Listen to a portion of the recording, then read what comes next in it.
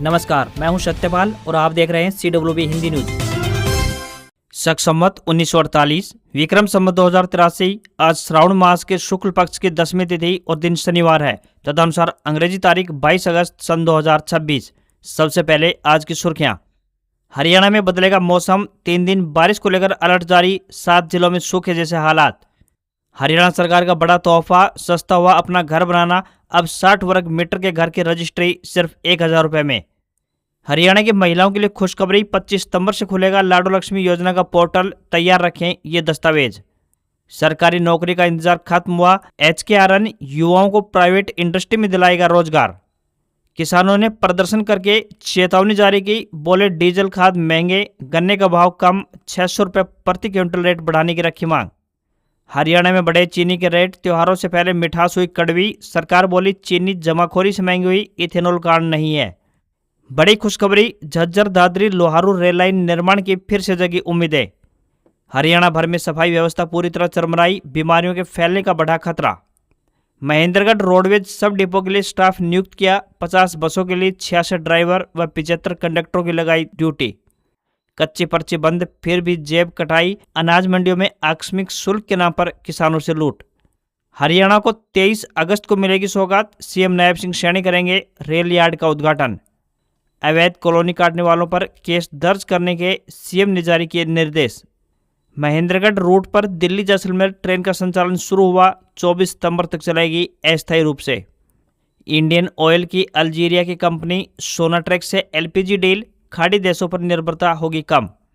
Civil जज बनने के लिए अब 3 साल की प्रैक्टिस जरूरी नहीं, सुप्रीम कोर्ट ने बदले नियम, बताएंगे पूरी अपडेट। और MP व UP की 7 नदियां खतरे के निशान से ऊपर बही। राजस्थान के श्रीगंगानगर में तापमान 40 डिग्री के पार निकला। और अब खबरें विस्तार से।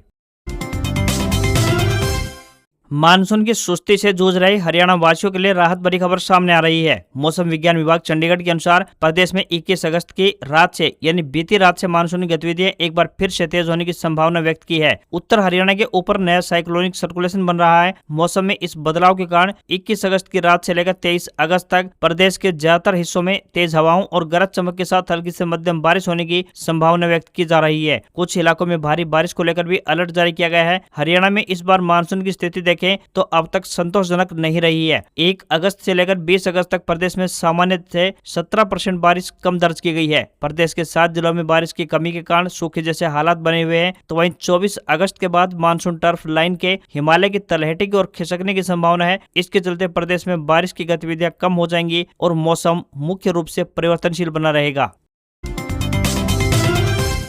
हरियाणा की अनाज मंडियों में किसानों से अवैध मजदूरी शुल्क वसूली का मामला सामने आया है। इस संबंध में हरियाणा सरकार को कारण बताओ नोटिस भेजा गया है। ये नोटिस भारतीय कृषि अनुसंधान संस्थान के पूर्व प्रधान वैज्ञानिक डॉक्टर वीरेंद्र सिंह लाठर ने वरिष्ठ अधिवक्ता के माध्यम से भेजा है। डॉक्टर लाठर ने बताया कि हरियाणा सरकार के नोटिफिकेशन के अनुसार आढ़ती किसानों से केवल 20 पैसे प्रति क्विंटल नीलामी शुल्क ले सकते हैं। यह शुल्क समर्थन मूल्य पर सरकारी खरीद के लिए है। इसके अतिरिक्त कोई अन्य मजदूरी शुल्क वसूलना अवैध है। कच्ची पर्ची पर रोक लगने के बाद भी आढ़तियों द्वारा अवैध आकस्मिक शुल्क वसूला जा रहा है। इस अवैध वसूली पर रोक लगाने के लिए ये कदम उठाया गया है। नोटिस 19 अगस्त 2026 को भेजा गया। नोटिस में हरियाणा सरकार से अनाज मंडियों में आढ़तियों द्वारा की जा रही अवैध वसूली पर तत्काल रोक लगाने की मांग की गई है। यह वसूली समर्थन मूल्य पर सरकारी खरीद के दौरान हो रही है। उन्होंने बताया कि यह किसानों पर अतिरिक्त बोझ डालता है। उम्मीद है कि सरकार इस मामले में तुरंत रूप से कार्रवाई करेगी।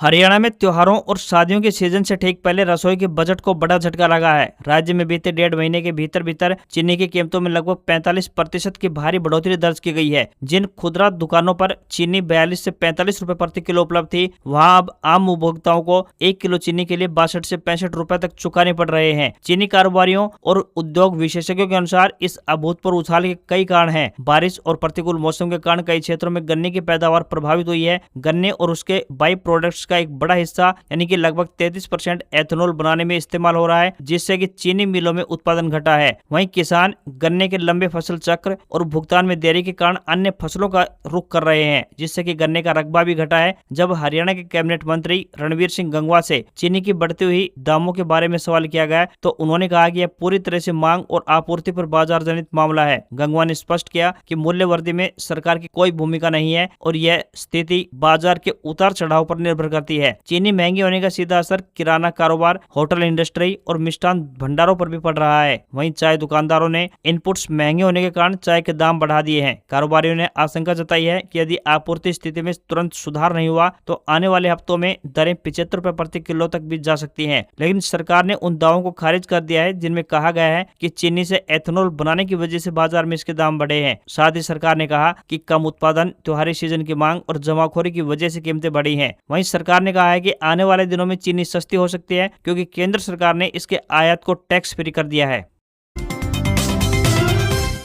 हरियाणा कौशल रोजगार निगम यानी HKRN में पंजीकृत युवाओं के लिए रोजगार के नए रास्ते खोलने की पहल शुरू हो गई है। सरकारी विभागों में HKRN के जरिए नियुक्ति का अवसर नहीं मिलने वाले युवाओं को अब उनकी योग्यता और कौशल के आधार पर निजी औद्योगिक इकाइयों में रोजगार दिलाने का प्रयास किया जाएगा। उद्योगों की जरूरत के अनुसार प्रशिक्षित और योग्य युवाओं के लिए HKRN ने निजी औद्योगिक इकाइयों में संपर्क बढ़ाया है। निजी औद्योगिक इकाइयों को पहले HKRN पोर्टल पर पंजीकरण करना होगा। इसके बाद कंपनी अपने मैन पावर की जरूरत और संबंधित पदों की जानकारी पोर्टल पर दर्ज करेगी। मांग अपलोड होने के बाद करीब 10 दिनों के भीतर संबंधित उद्योग को योग्य अभ्यर्थियों की सूची उपलब्ध करवाने का प्रयास किया जाएगा। इसके बाद कंपनी अपनी जरूरत के अनुसार अभ्यर्थियों को आगे की प्रक्रिया और इंटरव्यू के लिए बुला सकेगी। HKRN पोर्टल पर पंजीकरण से लेकर अभ्यर्थियों को साक्षात्कार के लिए भेजने तक किसी भी तरह का शुल्क नहीं लिया जाएगा। हरियाणा के झज्जर चरखी दादरी लोहारू रेलवे लाइन के निर्माण को लेकर एक बार फिर उम्मीद जगी है। रेल मंत्रालय ने फाइनल लोकेशन सर्वे के लिए 2 करोड़ 35 लाख रुपए का बजट जारी किया है। ये राशि झज्जर चरखी दादरी लोहारू सेक्शन के सर्वे पर खर्च की जाएगी। प्रस्तावित रेल लाइन की लंबाई की बात करें तो करीबन 94 किलोमीटर है। फाइनल लोकेशन सर्वे के नए रेल ट्रैक का अलाइनमेंट, जमीन अधिग्रहण की जरूरत, स्टेशन प्वाइंट्स, फ्रंट कॉरिडोर से कनेक्शन, यात्री संभावनाएं और लागत बनाम लाभ का विस्तृत अध्ययन किया जाएगा। सर्वे रिपोर्ट के आधार पर तय होगा कि परियोजना को रेलवे बजट में किस वित्तीय वर्ष में और किस स्वरूप में शामिल किया जाएगा। इस रेलवे लाइन से झज्जर जिले के ग्रामीण और कस्बाई क्षेत्रों को सीधा लाभ मिलने की उम्मीद है। जिले की सीमा में 6 नए रेलवे स्टेशन प्रस्तावित हैं। इनमें दादरी तोए, झज्जर, MP माजरा, छूचकवास, मातनहेल और बिरोड खाचरोली शामिल है। प्रस्तावित रेल लाइन के जरिए लोहारू से आगे राजस्थान तक रेल कनेक्टिविटी के विस्तार का रास्ता भी खुल सकता है। साथ ही लोहारू से पिलानी तक प्रस्तावित नई रेल लाइन भी इस नेटवर्क का अहम हिस्सा मानी जा रही है। हरियाणा में दीनदयाल लाडो लक्ष्मी योजना का दायरा बढ़ने जा रहा है। सरकार योजना की पात्रता के लिए वार्षिक आय सीमा बढ़ाने की घोषणा पहले ही कर चुकी है। अब दीनदयाल उपाध्याय की जयंती के मौके पर 25 सितंबर से योजना का पोर्टल खोलने की तैयारी है। आय सीमा बढ़ने के बाद करीब 17 लाख और महिलाओं की योजना से जुड़ने का अनुमान है। सरकार ने पिछले साल यानी 25 सितंबर को ही योजना की शुरुआत की थी। उस समय पात्रता के लिए परिवार की वार्षिक आय सीमा 1 लाख रुपए तय की गई थी। बाद में इसे बढ़ाकर 1,40,000 रुपए किया गया। अब इस आय सीमा को और अधिक बढ़ाकर यानी 1,80,000 रुपए वार्षिक किए जाने की तैयारी है। सरकारी आंकड़ों के अनुसार 10 अगस्त को योजना की 10वीं किस्त जारी की गई थी। फिलहाल तकरीबन 9,98,000 महिलाओं को इसका लाभ मिलता है। आय सीमा बढ़ने के बाद लाभार्थियों की संख्या में तकरीबन 17 लाख की वृद्धि होने का अनुमान लगाया गया है।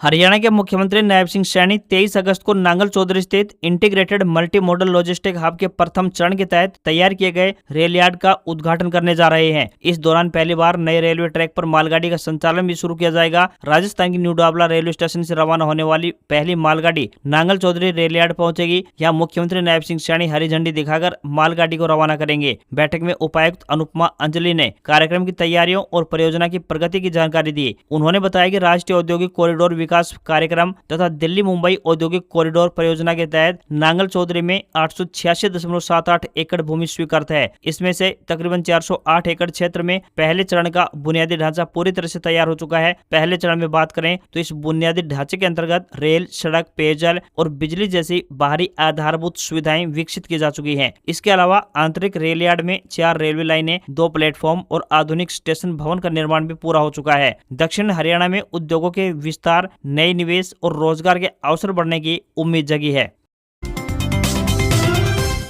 हरियाणा के मुख्यमंत्री नायब सिंह सैनी ने कहा कि गुरुग्राम में नागरिकों को बेहतर सुविधाएं उपलब्ध करवाने और उनकी समस्याओं के समाधान के लिए हरियाणा सरकार लगातार काम कर रही है। समय के साथ साथ व्यवस्थाओं में सुधार हो रहा है और जिन क्षेत्रों में पहले समस्याएं अधिक दिखाई देती थी, अब वहां पर सकारात्मक बदलाव भी देखने को मिल रहा है। मुख्यमंत्री शुक्रवार को गुरुग्राम में जिला लोक संपर्क एवं कष्ट निवारण समिति की बैठक की अध्यक्षता कर रहे थे। बैठक में निवासियों ने शिकायत में बताया कि कोलोनाइजरों द्वारा नियमों का उल्लंघन करके कॉलोनी विकसित की गई है। मुख्यमंत्री ने शिकायत पर कड़ा संज्ञान लेते हुए संबंधित अधिकारियों को निर्देश दिए कि नियमों का उल्लंघन कर अनधिकृत कॉलोनी विकसित करने वाले संबंधित कॉलोनाइजरों के खिलाफ नियमानुसार एफआईआर दर्ज करवाई जाए। उन्होंने कहा कि आमजन को गुमराह कर अवैध रूप से कॉलोनी विकसित करने और लोगों की मेहनत की कमाई से जुड़े मामलों में किसी भी स्तर पर लापरवाही बर्दाश्त नहीं की जाएगी। साथ ही अधिकारियों को निर्देश दिए हैं कि अनधिकृत निर्माण एवं कॉलोनी के संबंध में नियमानुसार कार्यवाही सुनिश्चित करते हुए प्रभावित लोगों की समस्याओं का भी प्राथमिकता के आधार पर समाधान किया जाए। हरियाणा भर में सफाई व्यवस्था पूरी तरह से चरमरा गई है। फतेहाबाद सहित प्रदेश के विभिन्न जिलों में आम जनता को कचरे की समस्या से अभी 3 दिन और राहत नहीं मिल सकती। अपनी विभिन्न लंबित मांगों को लेकर आंदोलन कर रहे नगर परिषद कर्मचारियों ने अपनी हड़ताल को 24 अगस्त तक आगे बढ़ा दिया है। उधर फतेहाबाद के वार्ड 12 के पार्षद मोहनलाल नारंग ने सफाई कर्मियों की हड़ताल के समर्थन में अपना इस्तीफा दे दिया। मोहनलाल नारंग ने कहा कि 16 दिन से शहर नरक बन रहे हैं, सरकार कुछ नहीं कर रही है। साथ ही फतेहाबाद नगर परिषद कमेटी भी जनता के प्रतिनिधियों की सुनवाई नहीं कर रही। हर माह मीटिंग होनी चाहिए लेकिन नहीं हो रही, इसलिए आहत होकर आज उन्होंने जन संगठनों की मीटिंग में इस्तीफे की घोषणा कर दी है। हड़ताल बढ़ने से अगले 3 दिनों तक कचरे की समस्या से राहत मिलने की उम्मीद दिखाई नहीं दे रही है। मानसून में जगह जगह लगे कचरे के ढेर सड़ने लगे हैं, जिससे बीमारियों के फैलने का खतरा भी लगातार बढ़ रहा है। नगर परिषद के कच्चे और पक्के कर्मचारियों के प्रमुख मांगों में कच्चे कर्मचारियों को जल्द से जल्द पक्का करना, वेतनमान में बढ़ोतरी करना और समान काम के लिए समान वेतन की नीति लागू करना शामिल है। कर्मचारी नेताओं ने स्पष्ट किया है कि जब तक सरकार उनकी जायज मांगों को स्वीकार नहीं करती तब तक उनका आंदोलन इसी तरह जारी रहेगा। हड़ताल 3 दिन और बढ़ने से यानी 24 अगस्त तक सफाई व्यवस्था बहाल होने की संभावना नहीं है।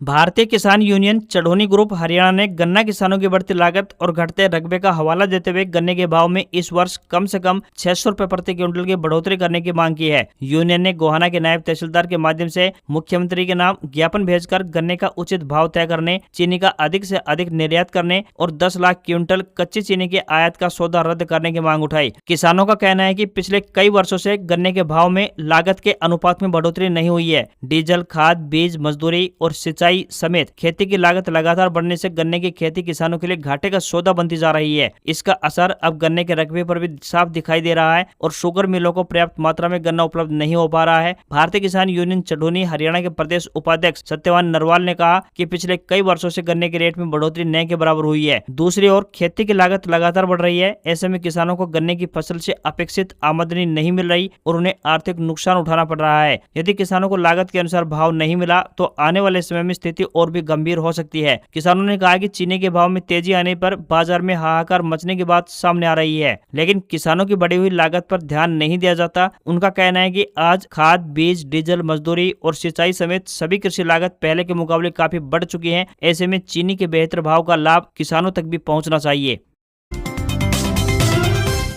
अगर आपके नाम पर 9 सिम कार्ड एक्टिव हैं तो आपको नया सिम कार्ड यानी 10वां सिम कार्ड नहीं मिलेगा। सरकार ने गुरुवार को टेलीकॉम कंपनियों को निर्देश जारी कर दिया है कि जिन ग्राहकों के नाम पर पहले से तय लिमिट यानी कि 9 मोबाइल कनेक्शन है, उन्हें कोई भी नया सिम कार्ड जारी न किया जाए। यह नियम इसी महीने की 24 तारीख से देश भर में लागू होने जा रहा है। दूरसंचार विभाग यानी डॉट के मुताबिक अगर आप तय सीमा से ज्यादा सिम लेने दुकान पर जाएंगे तो कंपनियां आपको नया कनेक्शन देने से मना कर देंगी। इसके साथ ही आपको यह भी बताया जाएगा कि आपके नाम पर पहले से ही अधिकतम सिम कार्ड चालू है, इसलिए नया सिम कार्ड नहीं दिया जा सकता। अगर आप सोच रहे हैं कि अलग अलग कंपनियों जैसे कि जियो, एयरटेल या वोडाफोन आइडिया की सिम लेकर आप बच जाएंगे तो ऐसा भी नहीं होगा। नियमों को और अधिक सख्त बनाने के लिए सरकार 23 अगस्त से डिजिटल इंटेलिजेंस प्लेटफॉर्म पर एक नया फीचर जोड़ रही है। इसके तहत जिन ग्राहकों ने सिम कार्ड की तय सीमा यानी 9 सिम को पार कर लिया है, उनकी फोटो इस पोर्टल पर दिखाई देने लगेगी। इससे सिम बेचते समय डीलर तुरंत पहचान जाएंगे कि किस ग्राहक को नया सिम देने से मना करना है। सुप्रीम कोर्ट ने सिविल जज यानी जूनियर डिवीजन बनने के लिए वकीलों की अनिवार्य प्रैक्टिस टाइम 3 साल से घटाकर 1 साल कर दिया है। कोर्ट ने साल 2025 के उस फैसले में बदलाव किया है जिसमें शुरुआती जुडिशियल सर्विस में भर्ती के लिए 3 साल की प्रैक्टिस जरूरी की गई थी। Chief justice Suryakant, justice Augustine George Masih और जस्टिस के विनोद चंद्रन की बेंच ने ये निर्देश दिए। जस्टिस चंद्रन ने फैसले से असहमति जताते हुए कहा कि बार में 3 साल की प्रैक्टिस जरूरी करने वाले पुराने फैसले पर दोबारा से विचार करने का कोई आधार नहीं है। कोर्ट ने कहा कि 1 अप्रैल 2027 के बाद होने वाले सिविल जज यानी जूनियर डिवीजन एग्जाम के हर उम्मीदवार के पास कम से कम 1 साल की प्रैक्टिस होनी चाहिए। सुप्रीम कोर्ट ने राज्य सरकार को संबंधित हाई कोर्ट से सलाह लेकर 3 महीने के भीतर लागू सेवा नियमों में बदलाव करने और उन्हें नोटिफाई करने का भी निर्देश दिया है। फैसला सुनाते हुए सुप्रीम कोर्ट ने कहा कि कैंडिडेट की प्रैक्टिस को सर्टिफिकेट ऑफ प्रैक्टिस के जरिए वेरीफाई किया जाएगा। यह सर्टिफिकेट तभी जारी होगा जब उम्मीदवार की कोर्ट में मौजूदगी, कोर्ट की कार्यवाही में भागीदारी का रिकॉर्ड दर्ज हो। देश के कई राज्यों में लगातार बारिश जारी है। मध्य प्रदेश के कई जिलों में बाढ़ जैसे हालात पैदा हो गए हैं। नर्मदा व मंदाकिनी नदियां खतरे के निशान से ऊपर बह रही हैं। वहीं उत्तर प्रदेश में भी लगातार बारिश से नदियां उफान पर हैं। 13 जिलों में बाढ़ जैसे हालात हैं। गंगा, घाघरा, शारदा, टोन, सोन और मंदाकिनी नदी खतरे के निशान को पार कर गई है। हिमाचल प्रदेश में इस मानसून के दौरान बारिश, लैंडस्लाइड, बाढ़ और अन्य घटनाओं में 219 लोगों की मौत हुई है। इनमें से सबसे अधिक यानी 131 मौतें सड़क दुर्घटनाओं में हुई है। राजस्थान में पिछले कुछ दिनों से ज्यादातर इलाकों में बारिश नहीं होने के कारण गुरुवार को श्रीगंगानगर प्रदेश का सबसे गर्म शहर रहा। यहां तापमान 40.1 डिग्री सेल्सियस से पार पहुंच गया। वहीं हिमाचल प्रदेश में 27 अगस्त तक बारिश का दौर जारी रहने का अनुमान मौसम विभाग ने व्यक्त किया है। बिलासपुर, चंबा, कांगड़ा और मंडी जिलों के लिए येलो अलर्ट जारी किया गया है। इसके अलावा मंडी में सबसे अधिक यानी 52 सड़कें बंद हैं। इसके बाद कुल्लू में 43, चंबा में 9, कांगड़ा और सिरमौर में 6, शिमला और ऊना में 5 तथा लाहौल स्पीति में 2 सड़कें बंद हैं। मानसून की सुस्ती झेल रहे हरियाणा वासियों के लिए राहत भरी खबर सामने आ रही है। मौसम विभाग चंडीगढ़ के अनुसार प्रदेश में 21 अगस्त की रात से यानी बीती रात से मानसूनी हवाएं एक बार फिर से जोर पकड़ने वाली हैं। Xiaomi की सब ब्रांड पोको ने भारत में Poco M8 X 5G smartphone launch कर दिया है। यह देश के क्वालकॉम के लेटेस्ट स्नैपड्रैगन 4 Gen 5 प्रोसेसर वाला पहला फोन है। मिड बजट सेगमेंट के इस डिवाइस में कंपनी ने 7900 mAh की बड़ी बैटरी दी है, जो कि फुल चार्ज पर सामान्य इस्तेमाल में 3 दिन का बैकअप दे सकती है। इसके अलावा इसमें 6.9 इंच की स्क्रीन है। पोको M8 X को 2 वेरिएंट में उतारा गया है। इसकी कीमत की बात करें तो 20,999 रुपए से शुरू होती है। लॉन्च ऑफर में फोन पर 2000 रुपए का कैशबैक भी मिलेगा। फोन की सेल 27 अगस्त से शुरू होगी। फोन का फ्रेम और back panel high quality plastic से बना हुआ है। डिस्प्ले की सुरक्षा के लिए कॉर्निंग गोरिल्ला ग्लास 7i का प्रोटेक्शन दिया गया है। फोन की सबसे बड़ी यूएसपी इसकी 7900 mAh की विशाल बैटरी है। यह बैटरी 45 वाट फास्ट चार्जिंग को सपोर्ट करती है। इसके अलावा इसमें 22.5 वाट की रिवर्स चार्जिंग तकनीक भी दी गई है, जिससे कि दूसरे स्मार्टफोन या एक्सेसरीज को चार्ज किया जा सकता है। भारतीय शेयर बाजार फ्लैट बंद हुआ। सेंसेक्स सिर्फ 3 अंक चढ़कर यानी 77,540 पर बंद हुआ तो निफ्टी में भी 20 अंकों की तेजी देखने को मिली और ये 24,252 के स्तर पर पहुंच गया। मेटल शेयरों में सबसे अधिक खरीदारी देखने को मिली। इधर सोने चांदी की कीमतों में बढ़त रही। India Boolean and jewellers association के मुताबिक 1 किलोग्राम चांदी की कीमत 6,623 रुपए बढ़कर 2,44,000 रुपए पर पहुंच गई। वहीं 10 ग्राम 24 कैरेट सोने का दाम 2,419 रुपए बढ़कर करीब 1,60,000 रुपए पहुंच गया। इसके अलावा $1 का रेट 95 रुपए 70 पैसे के स्तर पर बंद हुआ। आज खबरों बस इतना ही। देखते रहिए आपका अपना हरियाणा का सबसे बेहतरीन news channel CWB Hindi news. नमस्कार। इसी आशा के साथ आपका दिन शुभ रहे।